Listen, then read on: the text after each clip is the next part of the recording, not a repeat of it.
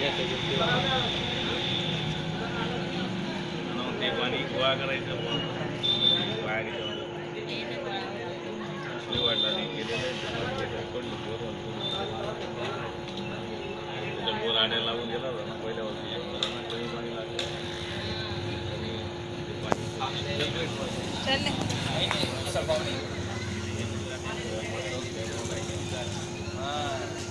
Hello friends, the unique way to save water from the Jalaram Ganesh Mandir.